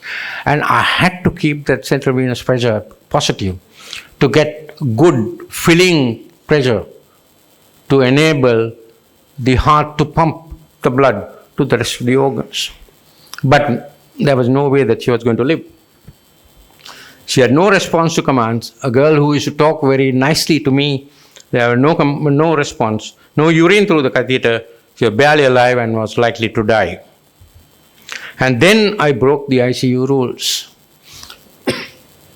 And I spoke to the sister, and that sister was a very nice, accommodating sort of person with whom I got on very well. And I said, look, sister, this girl is not going to make it. So can we bend the rules and allow the mother to sit with her for the last couple of hours that she will be alive? At least she'll have a daughter for those hours. She said, okay, we'll do that. Then I said, can you please also allow the father to come in every half an hour or so to see the child for a couple of minutes and then go back? She said, okay, done. And then I hit her with everything I had. Oxygen at 8 liters per minute, intravenous fluids, vasopressors, blood, plasma, inotropes, furosemide, intravenous bicarbonate, broad spectrum antibiotics, intravenous steroids, the bloody lot. And nothing lost. I was dead sure that she was going to die. And it started a 16-hour vigil for a 16-year-old girl. Around 3 a.m., man opened her eyes. I bent down and asked her, how are you feeling, young lady? She just looked through me. There was no smile. Girl who used to smile so very nicely with all of us in the clinic. And that was bad news. By 4 a.m., urine started to drain through the catheter and the blood pressure became recordable. So I was spending my time changing the doses of the inotropes and the intravenous fluid administration rate, trying to keep that central venous pressure positive. Then very slowly her skin got warmer and her breathing improved. By 6 a.m., her central venous pressure, blood pressure and blood gases had stabilized, and I took her off the inotropes because I didn't want to burden her young heart too much. By 7:30 a.m., she was conscious, responding to command, and told me that she had no pain and was feeling okay, and she smiled. And that smile lingered on in my heart like a beautiful melody, because then I knew that we had won the good fight. I told her mother that we may be out of the woods, and there was hope. The mother, up to that point, was crying her heart out, and at one stage I told her, please, Mrs. Gibson, just sit there with her and hold her hand, give some of your strength for her to fight. By 8:30 a.m., the ICU nurses on their own fixed up bacon, eggs, sausages, tomato ketchup, toast, butter, marmalade, and coffee. It was not for Anne because she was on nil by mouth. It was for me and for Anne's mother. Neither of us had anything to eat after breakfast the day before. There's some more to this story. Anne recovered, was trained on the ileostomy and was sent home. We followed her monthly for about 23 months. She was doing fine, and every time she came to the clinic, she insisted on coming to me rather than even going to the consultant. And she used to run through and hug me tightly, put her head on my shoulder and say, "My father gave me my first life, you gave me my second." Then in November 1978, I came back to Sri Lanka and forgot all about her. 4 years later, in 1982, I went back to the same unit as a locum consultant. And I was on a consultant ward round on a Friday afternoon. And we had a patient in the regional isolation unit for infection because that's the regional unit that I was in charge of as well as a registrar, and it was in the top floor of the hospital. So we had to go and see this patient. And as we went to that ward, the sister there, another great lady with whom I got on very well, Irish lady, Terry Lynch, she gave me a very thick file, that thick, of notes, and said, "This patient is in love with you." And as I entered the room, the patient jumped down from the bed, came running, hugged me tightly, and put her head on my shoulder. And it was Anne, 22 years, married and heavily pregnant. And she had some loose motions through ileostomy, and the GP got all excited and got her admitted. She was fine. I have never forgotten what she said repeatedly, "You gave me my second life." It was Nat King Cole, American singer, jazz pianist, and actor, who said the greatest thing you'll ever learn is to love and be loved in return. Ladies and gentlemen, life could be full of surprises and even miracles could occur. Sometimes one could be wrong too. The last one that I'm going to concentrate on. And I take you over to Ratnapura in 1985. Yes, one could be wrong sometimes, but the outcome could be good if one is lucky. April 1985, I was the consultant pediatrician in GH Ratnapura, and there was the preterm baby in the special care baby unit, first baby in the family, huge head at birth, massive hydrocephalus. And then he developed a severe brain hemorrhage on top of that. And that was the last straw. I very gently told the parents that there was no hope at all. They fell at my feet and pleaded, "Please do whatever you can and help us." She had obstructive hydrocephalus, severe spastic quadriparesis, just about 5 millimeters of cerebral cortex left on the ultrasound scan. We did not give him even a ghost of a chance to live. And I must admit, with some degree of shame, that I was hoping that he would die.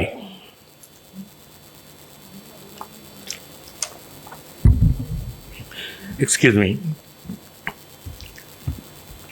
But I was totally wrong. We did, because the parents were forcing us, we did all we could.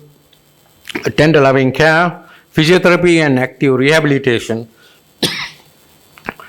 A ventricular peritoneal shunt was put in by Dr. Fred Pereira, a great professional in Colombo, right? Because I call him a great professional because he bought a special ventricular peritoneal shunt with his own money, didn't even charge it to the patient. The child got some head control only around 3 years of age. He began to walk quite unsteadily around 4 years of age, severely spastic grade. But his mental and cognitive functions remained not too bad actually. and a few millimeters of cerebral cortex that were left in him seemed to be functioning quite well. And then I was transferred to Inaugural, and they followed me there. On my advice, the child was put into a normal school. There was a new school that had just started in Ratnapur. Mother had to help him to walk. And in all fairness, when he grew up, the mother couldn't do it anymore. All the boys in the school helped him. And when he had to go upstairs, they took the easiest way out. 4 of them just carried him. Simple. He had so much of support.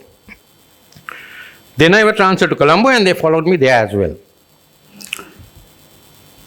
He sat for the GC O-level examination. He was given extra time because of the disability, and they were allowed to get extra time. And I gave a letter to that effect.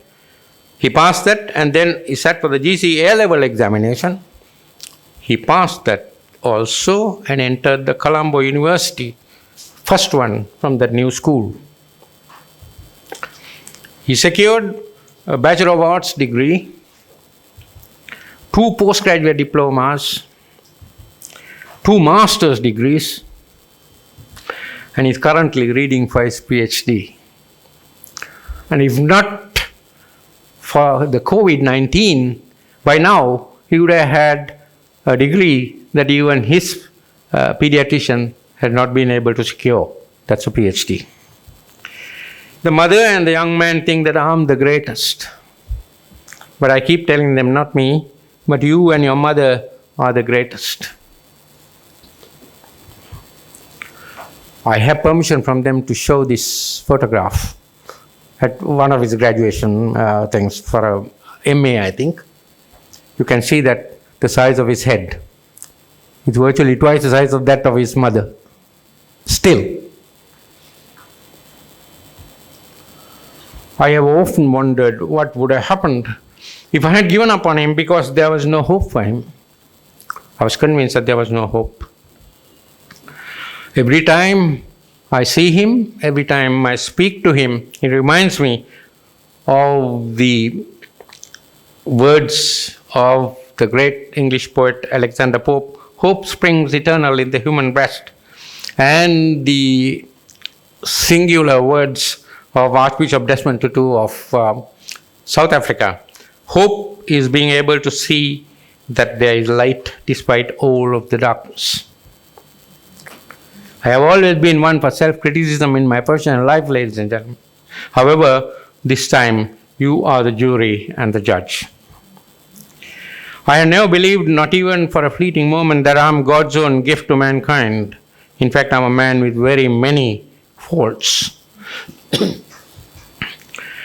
It was this man, a consultant physician, Dr. Ernest Victor Pires, who saved my mother when I was just 10 years old of an extremely severe diabetic ketoacidosis. And at that time, in the late 1950s, I think, no one with that degree of diabetic ketoacidosis survived. But this man, Dr. Ernie Pires, he was known as Ernie Pires, was the man who saved her. And later on, when I was a consultant, one day at a social gathering, I told him this story, how he saved my mother. It's a long story, so I don't want to bore you with that. And his reply immediately was, looking back, I believe I have done something worthwhile with my life. And I would like to use the same words to say, looking back, I too believe that I have done something worthwhile with my life. Ladies and gentlemen, it was John Bunyan, the great English writer and preacher, who said, "You have not lived today until you have done something to someone who can never repay you." For 99.9% of the patients that we see, they cannot repay what we do for them.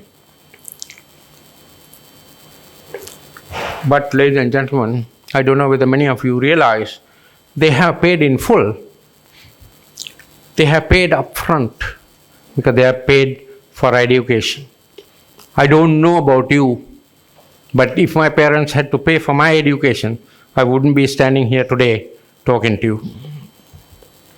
Very often, all we get in return is a grateful smile for what we do for our patients. That is enough of a reward for many of us. Professionalism in medicine is the very first step, perhaps towards even greatness.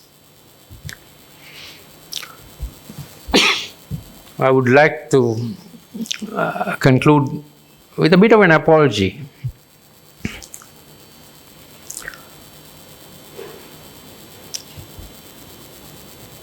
And when my former registrar, Dr. Uday De Silva, who's my great friend and colleague now, rang me maybe a month or so ago and told me to give this talk, I have grave misgivings because I was not sure whether I'm the right person to give this talk. I was worried, would many people ask, is this the same man? That is because I have had a reputation for being a hard taskmaster with a strict disposition, a flamethrower, a firebrand, and one who would not suffer fools gladly. But in mitigation, all I can tell you is that I did it for a certain reason, perhaps. And even some of the people in the audience, or maybe some others whom I met today, who had been students and had followed their appointments when I was in LRH, would join with the others and agree that I was like that. But in mitigation, all I want to say is it was probably because I cared.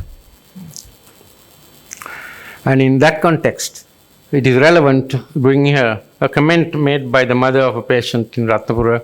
She had made this comment to a friend of mine and it was made to me. අනේ අපෝ එයා ගිනි පුපුර වගේ නියමයට තරහ යනවා. හැබැයි ඉක්මනටම නිවෙනවා. ඒත් හිත හොඳයි. හොඳින් කියලා ඕන එකක් කරව ගන්න පුළුවන්. හැබැයි පුතෝ සල්ලි නම් මහත්තයාගේ බල්ලටවත් එපා. I don't think I have had a better compliment than that ever in my life. Ladies and gentlemen, appearance has changed, as you can see from there, and also looking at the man who's standing in front of you now. It has changed over a trek of 55 years as a doctor. And in that voyage, I realized that professionalism too, although it's a voyage, we need to learn and strive to improve every day during that journey.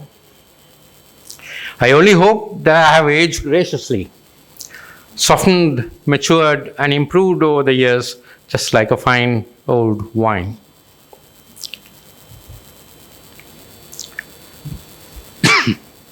Ladies and gentlemen, it's just about time, I think, now for me to take my leave. I put this slide for a specific reason. As an accolade and tribute to two of the greatest mentors that I have had. And one was late Professor C.C. De Silva, where I had the audacity to write my very first scientific paper in the second half of my internship. And I was sent to him for the paper to be reviewed.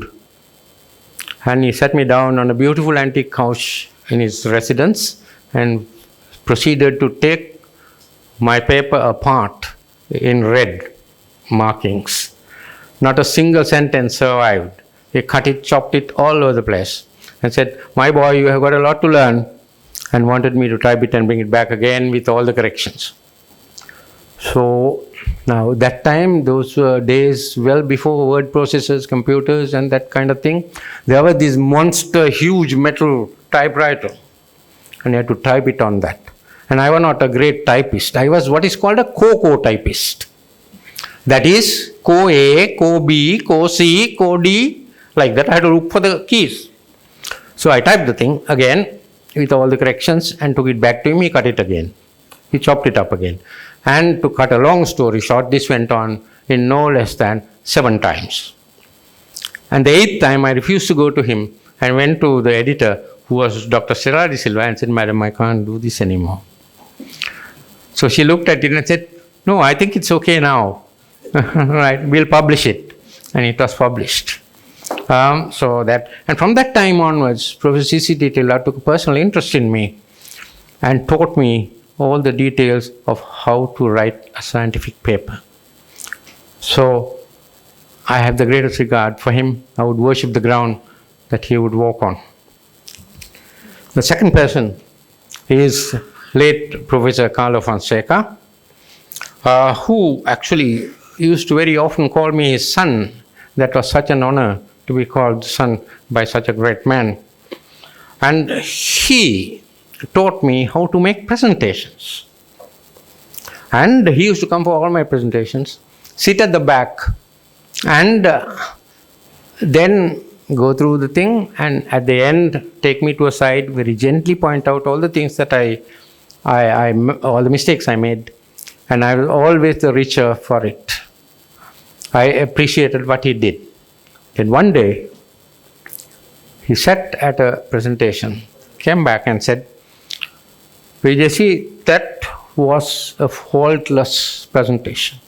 There wasn't a single fault till you showed that last slide.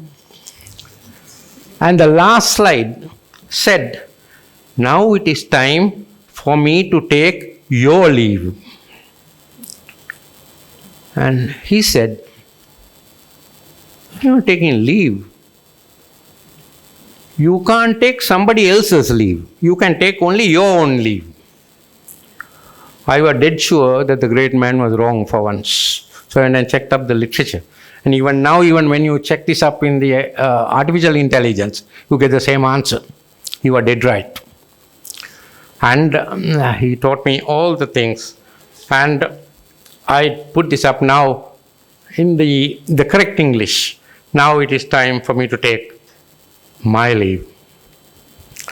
And ladies and gentlemen, these two gentlemen, among very many others, they polished a raw nugget. And I have tried hard to do the same for those who came after me. On this great day, I have the greatest pleasure in wishing Madam President and all the office bearers of the Anuradhapura Medical Association all the very best. And I hope and pray that you will go from strength to strength and be a beacon of various things about general medicine as well as professionalism, as a beacon of hope for the rest of the people. Before I take your leave, ladies and gentlemen, for those of you who have fallen asleep, it's time to wake up now. As for the others, I would love to join this beautiful young lady and say, thank you so much for your company. Have a great evening and good night. Thank you, sir. Thank you, madam. By sharing your personal experiences, you brought depth and authenticity to your message, leaving a lasting impact on all of us. Over the past hour, may your insights of expertise empower us to strive for excellence in our own endeavors.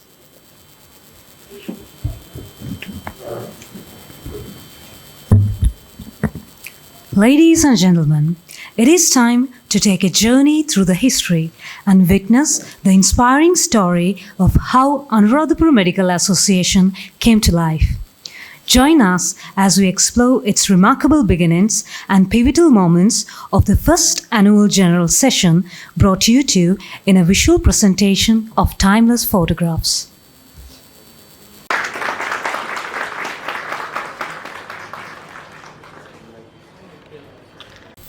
Gratitude is the fierce blossoms that springs from the soul. To deliver the word of thanks, I invite Dr. Vatsala Gunasekara, Joint Secretary of Anuradhapura Medical Association. Good evening. The Chief Guest Vidya Jyoti, Senior Professor Vajra Disanayaka. The keynote speaker, Senior Consultant Pediatrician Dr. B.J.C. Pereira. President of the Anuradhapura Medical Association, Dr. Priyangika Gamage. the Director Teaching Hospital Anuradhapura, Dr. Dulan Samaravira, members of the Council and advisors, distinguished invited guests, ladies and gentlemen. Tonight, induction of the President and inaugural foundation ceremony marks the beginning of Anuradhapura Medical Association. This grand occasion is the result of months of effort, dedication, and teamwork. At the outset, I wish to extend our deepest gratitude to our chief guest, Vidya Jyoti, Senior Professor Vajra Disanayaka, for taking time out of your demanding schedule to grace this occasion. It is truly an honor to have a person of your esteemed caliber as our chief guest tonight. We are equally grateful to our keynote speaker, Senior Consultant Pediatrician, Dr. BJC Pereira, for joining us this evening. Your presence and expertise you shared today added a great value to this event. Further, I wish to thank to our invited distinguished guests, Deputy Director General of Education, Training and Research in the Ministry of Health, Dr. Samindi Samarkon, former Regional Director of Health, Anuradhapura, Dr. Dilip Liyanage, District Judge, Mr. Sampath Hewasam, Senior Lawyer, Mr. Nimal Marasinghe, for taking time from their busy schedules to attend the event today.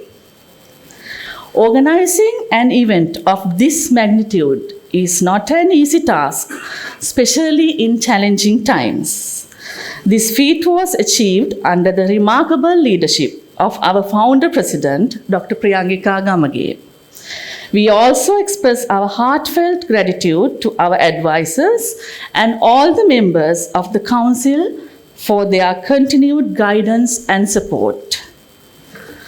A special note of appreciation goes to Dr. Hemal Senanayaka, Dr. Dhammika Seneviratna, Dr. Udedi Silva, Dr. Damita Chandradasa, Dr. Prasanna Veeravansa, Dr. Vasana Mendis, Professor Anjana Silva, Professor Kosala Veerakorn, Dr. Janaka Pushpakumara, Dr. Chintaka Di Silva, Dr. Anuradha Jayatilaka, Dr. Vishaka Kerner, Dr. Lamidu Niroshana, Dr. Iranga Gebalanage, Dr. Medani Boteju for their untiring commitment. We also acknowledge the generous contribution from our pharmaceutical colleagues, which made this event possible. Mr. Nilanga Pereira, Business Development Manager, Viatris Pharmaceutical. Your support underlines the importance of collaboration in advancing education and healthcare.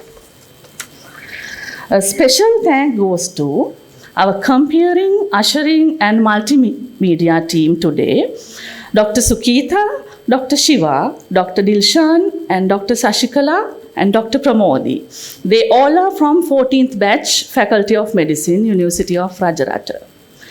La Flora, drummers and music team, also from the Faculty of Medicine, University of Rajarata, for adding a touch of elegance to today's event. Mr. Vikum from Hotel Rajarata and staff for their outstanding services. Shiny Sounds for their excellent support.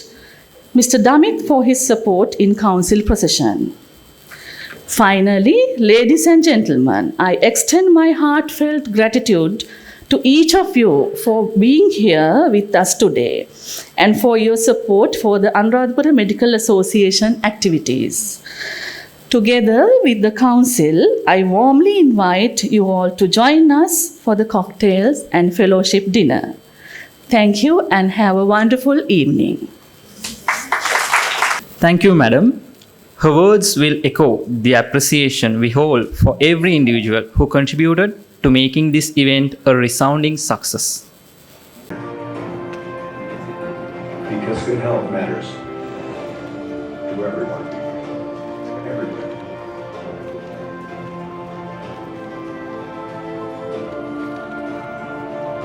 We understand the need to go beyond to support your health.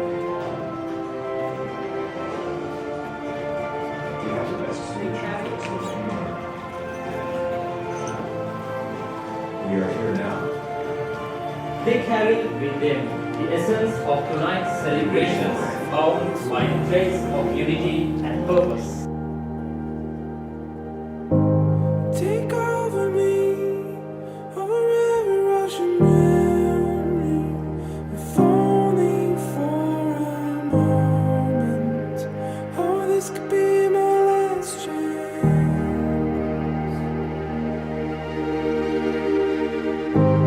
Sail on with me, up here we know we're safe from the crashing wind. And talk to me from the lungs of the air your heart is breathing.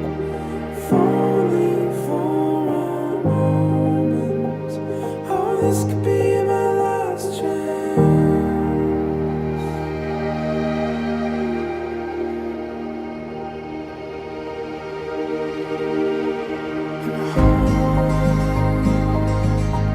In the grip of your arms, far from where